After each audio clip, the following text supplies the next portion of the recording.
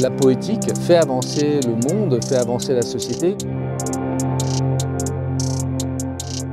Il y a avant tout l'envie de raconter une histoire très belle qui a commencé à la fin du siècle dernier, qui est celle de l'affranchissement des entendeurs de voix par des biais collectifs pour s'échapper du monde médical traditionnel. Les entendeurs de voix ont toujours existé à travers le temps et le monde, ont eu des rendez-vous historiques assez forts. On peut dire que du Christ à Jeanne d'Arc, à Gandhi, il y a eu des relations très fortes entre les civilisations en fait, et des voix qui ont été entendues. Or, au XXe siècle, ces voix ont commencé à être systématiquement associées à la folie, à la schizophrénie, et sont devenues une sorte de tare.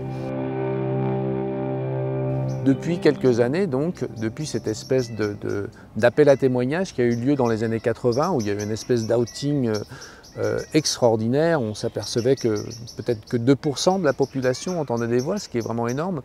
Il y avait eu une véritable recherche enfin entreprise, une recherche méthodique avec des questions, des interviews.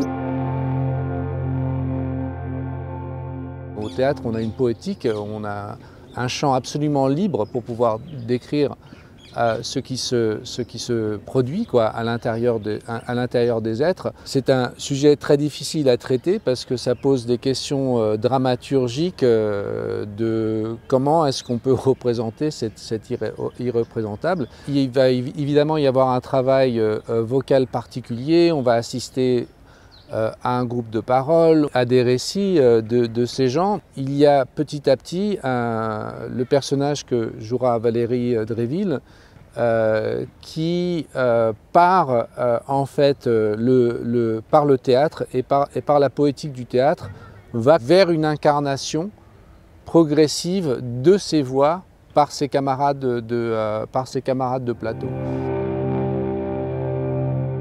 Je crois aussi que la poétique fait avancer le monde, fait avancer la société, et que la poétique de ces voix ont quelque chose à nous apporter. Je crois que ce qui m'anime principalement dans le théâtre que j'entreprends depuis quelques années, au-delà même de ce que ça peut apporter sur des transformations de la société, c'est un appel à l'écoute, un appel à mieux entendre. Le réseau des entendeurs de voix essaye d'une considérer l'humanité, donc des gens qui entendent des voix, mais aussi de laisser une place à ce que ces voix ont à dire.